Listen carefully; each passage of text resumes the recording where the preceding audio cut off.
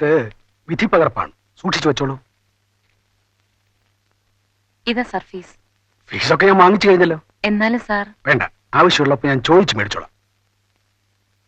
ഡൈവോഴ്സും കിട്ടി, രുക്മിണി സ്വതന്ത്രയായി. ഇനി എന്താ പരിപാടി? ഞാൻ മദ്രാസിലേക്ക് പോവാണ് സാർ. അവിടെ ചെന്നാ വല്ല സിനിമയിലും ചാൻസ് കിട്ടും. മദ്രാസ് ചെന്ന എവിടെ താമസിക്കും? വല്ല പരിചയക്കാരുണ്ടോ? ഒരു കൂട്ടുകാരിയുണ്ട്. തൽക്കാലം അവളുടെ കൂടെ താമസിക്കാം. പിന്നെ ചാൻസ് ഒക്കെ കിട്ടുമ്പോ. എന്റെ അഡ്രസ് ഇല്ല കയ്യില്? ഉണ്ട്. എന്തെങ്കിലും ആവശ്യം ഉണ്ടെങ്കിൽ എന്നെ അറിയിച്ചാൽ മതി. അപ്പൊ ഞാൻ വരട്ടെ സാർ.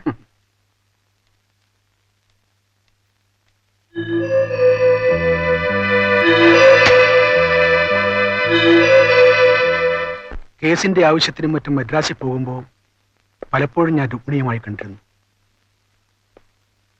ഞങ്ങൾ ഒരുമിച്ച് താമസിച്ചു, ബന്ധപ്പെട്ടു. ഒരിക്കൽ മദ്രാസിൽ ഞാനുള്ള സമയം രുക്മിണി എന്നെ കാണാൻ ഞാൻ താമസിക്കുന്ന ഹോട്ടലിൽ വന്നു. രുക്മിണി പറഞ്ഞത് സത്യമാണോ? അതെ സർ, ഞാൻ ഇന്നലെ ഒരു ഡോക്ടറെ കണ്ടു. രുക്മിണി, എനിക്ക് പരിചയമുള്ള ഡോക്ടേഴ്സ് ഇവിടെയും ധാരാളമുണ്ട്. നമുക്ക് അബോർഷൻ നടത്താം. വേണ്ട സർ. ഒരു പ്രശ്നം ഉണ്ടാവില്ലെന്നേ. വേണ്ട, എനിക്ക് ഈ കുഞ്ഞിനെ പ്രസവിക്കണം, അതിനെ വളർത്തണം.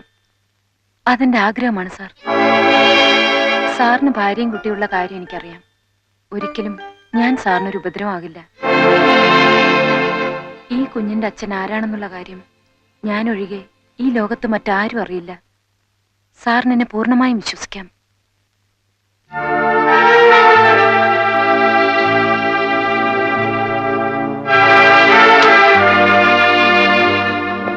അതിനുശേഷം രുക്മിണിയെ 1-2 പ്രാവശ്യമേ ഞാൻ കണ്ടിട്ടുള്ളൂ.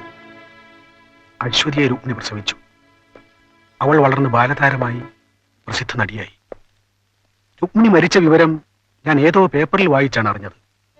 പക്ഷെ മരിക്കുന്നവരെയും രുക്മിണി വാക്കുപാലിച്ചു. അശ്വതിയുടെ അച്ഛൻ ഞാനാണെന്ന കാര്യം അവൾ ആരോടും പറഞ്ഞിരുന്നില്ല. എന്റെ മകനും അശ്വതിയും തമ്മിൽ സ്നേഹത്തിലാണെന്ന കാര്യം വളരെ വൈകിയാണ് ഞാൻ അറിഞ്ഞത്. എത്ര ശ്രമിച്ചിട്ടും എനിക്ക് അവനെ അതിൽ നിന്നും പിന്തിരിപ്പിക്കാനായില്ല. മരിക്കുന്നതിന് ഒരാഴ്ച മുമ്പ് മദ്രാസ് ചെന്ന് അശ്വതിയോട് ഞാൻ അഭ്യർത്ഥിച്ചു. അവളും കൂട്ടാക്കിയില്ല. വേണമെങ്കിൽ മോഹനെ പിന്തിരിപ്പിക്കാൻ അവൾ എന്നോട് പറഞ്ഞു. ഞാൻ അശ്വതിയെ കണ്ട കാര്യം അറിഞ്ഞ മോഹൻ എന്നോട് തറപ്പിച്ചു പറഞ്ഞു, ആരെതിർത്താലും ശരി അവർ തമ്മിൽ വിവാഹം കഴിക്കുമെന്ന്. ആ വിവാഹം ഒരിക്കലും നടക്കാൻ അനുവദിക്കരുത്. അവസാനമായി അവളെ ഒന്നുകൂടി കാണാൻ ഞാൻ തീരുമാനിച്ചു. ഞാനൊരു കേസ് പ്രമാണിച്ച് തൃശ്ശൂർക്ക് പോയി. എത്ര വൈകിയാലും എനിക്ക് വേണ്ടി വീട്ടിൽ കാത്തിരിക്കണമെന്ന് രമേശനോട് പറഞ്ഞിട്ടാണ് ഞാൻ പോയത്. ട്രെയിനിലാണ് ഞാൻ മടങ്ങിയത്.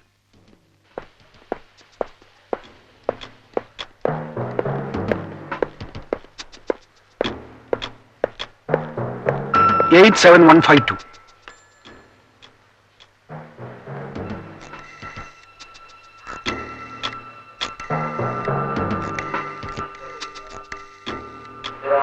സർ.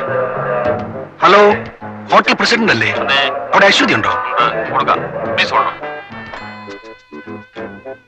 353401.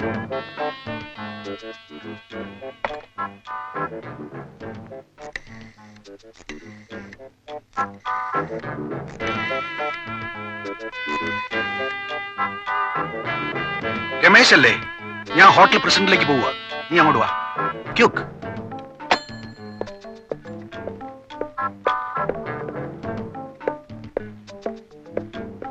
Hotel president.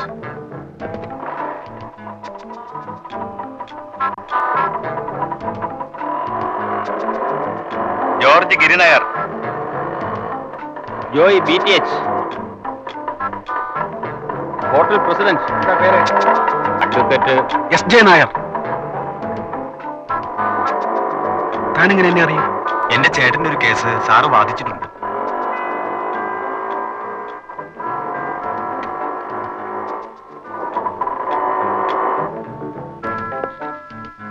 എത്ര? 5 രൂപ.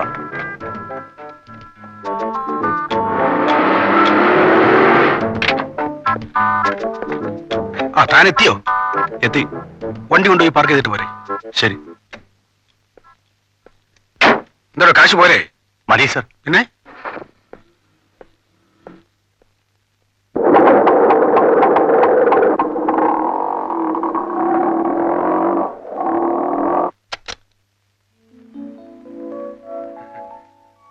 സാറോ?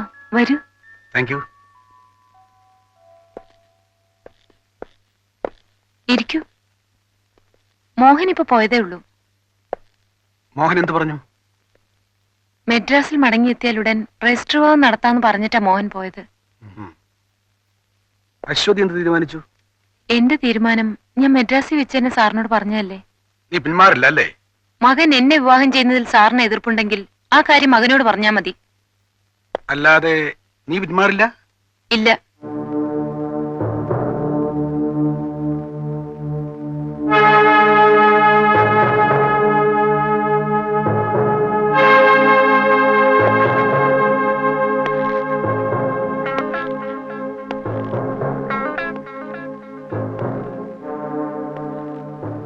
നീ ജീവിച്ചിരുന്നാലല്ലേ ഈ വിവാഹം നടക്കൂ.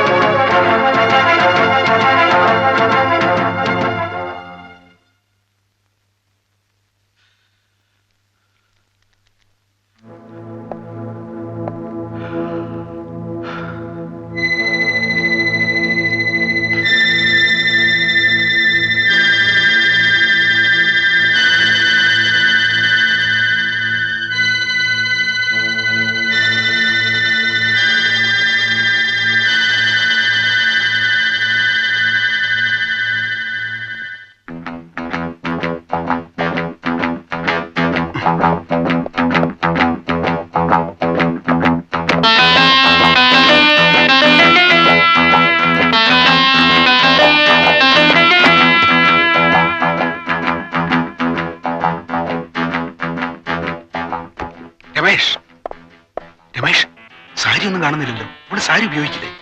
ഞാൻ വാങ്ങിച്ചോണ്ടിരാ സാർ. ഈ സമയത്ത് എവിടെ കിട്ടും? ട്രാൻസ്പോർട്ട് സ്റ്റാൻഡിലൊരു കടയുണ്ട്.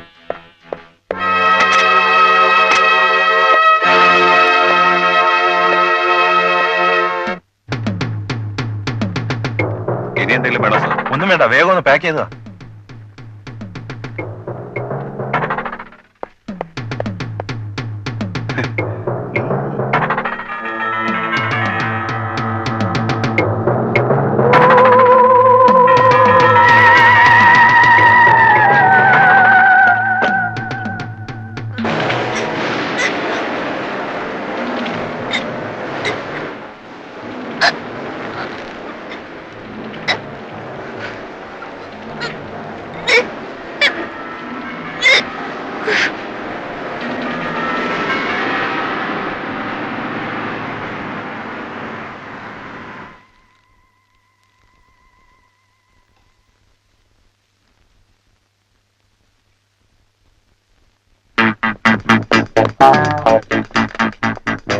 നീ പുറത്തിറങ്ങി പൊടി പൂട്ടിയിട്ട് താക്കോല ജനലിൽ കൂടെ അകത്തേക്കിടണം. വിസിലെടുത്തോ, വാ.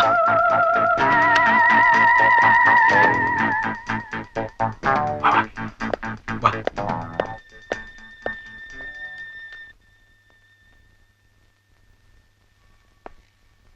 മറ്റൊരു മാർഗവും ഇല്ലാത്തതുകൊണ്ടാണ് ഞാനത് ചെയ്തത്.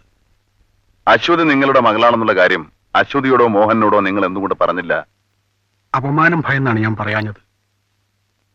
സഹോദരൻ സഹോദരിയെ സ്നേഹിച്ച് വിവാഹം കഴിക്കാൻ തീരുമാനിച്ച കാര്യം നാട്ടുകാരറിഞ്ഞാൽ അത് താങ്ങാനുള്ള ധൈര്യം എനിക്കുണ്ടായില്ല. Very sorry mister Mohan. കുറച്ചു നേരത്തേക്കാണെങ്കിൽ കൂടി മോഹനെ കുറ്റവാളിയാക്കിയതിൽ എനിക്ക് ദുഃഖമുണ്ട്. ഓട്ടോ ഡ്രൈവറുടെ മൊഴിയിൽ നിന്നും യാത്രക്കാരൻ വക്കീലാണെന്ന് മനസ്സിലായി. തുണിക്കടക്കാരൻ രമേശിനെ തിരിച്ചറിഞ്ഞതോടുകൂടി തെളിവുകൾ പൂർണ്ണമായെന്ന് ഞങ്ങൾ കരുതി. പക്ഷേ മിസ്റ്റർ രമേശ് ഞങ്ങളുടെ കണക്കുകൂട്ടലുകൾ മുഴുവൻ തെറ്റിച്ചു. വാദിക്കാനോ നിഷേധിക്കാനോ നിൽക്കാതെ രമേശ് കുറ്റം സമ്മതിച്ചു. കൂട്ടത്തിൽ ഗുരുവിനെ രക്ഷിക്കാൻ വത്സല ശിഷ്യൻ താൻ ഒറ്റയ്ക്കാണ് അശ്വതിയെ കൊന്ന് കെട്ടിത്തൂക്കിയതെന്ന് പറഞ്ഞു. ഞങ്ങൾ എത്ര ശ്രമിച്ചിട്ടും രമേശ് തന്റെ സ്റ്റേറ്റ്മെന്റിൽ തന്നെ ഉറച്ചു നിന്നു. He's very sincere to you. ഒരു സഹായം ഇല്ലാതെ ഒരാൾക്ക് ഒറ്റയ്ക്ക് ഈ കൃത്യം ചെയ്യാനാവില്ലെന്ന് ഞങ്ങൾക്ക് ഉറപ്പുണ്ടായിരുന്നു.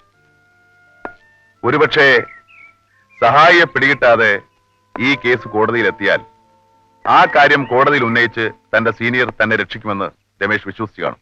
അല്ലടോ? ഏതായാലും മകനെ രക്ഷിക്കാൻ അച്ഛനെത്തുമെന്നറിയാം.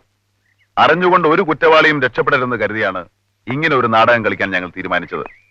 Once again I feel sorry for what has happen, mister Mohan. CBIയുടെ രീതി മനസ്സിലായോ? ഇപ്പോ കെട്ടിച്ചമച്ച കീറമാറാപ്പൊക്കെ ഇപ്പൊ തെളിവായി. 20 വയസ്സ് കഴിഞ്ഞ് ജീവിതം ആരംഭിക്കാൻ തുടങ്ങിയ ആ പെൺകുട്ടിയുടെ ജീവനേക്കാൾ പ്രധാനമാണോ വാർദ്ധക്യത്തിലേക്ക് കാലൂന്നിയ നിങ്ങളുടെ ദുരഭിമാനവും അന്തസ്സും? ഒരല്പം കരുണ നിങ്ങളിൽ ഉണ്ടായിരുന്നെങ്കിൽ.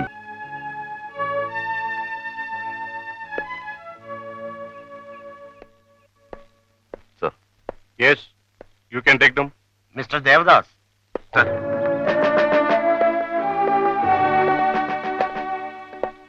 Take them. സർ വരൂ.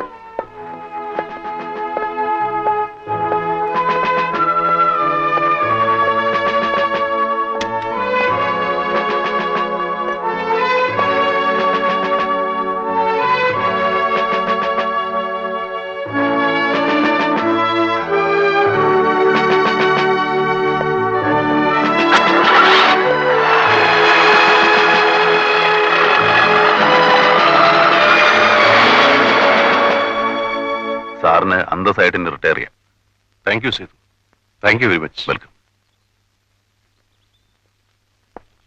ചാവാൻ വിധിയുള്ള മുയലാണെങ്കിൽ ഇപ്പോഴും ചാവുമെന്ന് സാറിന് ബോധ്യമായോ?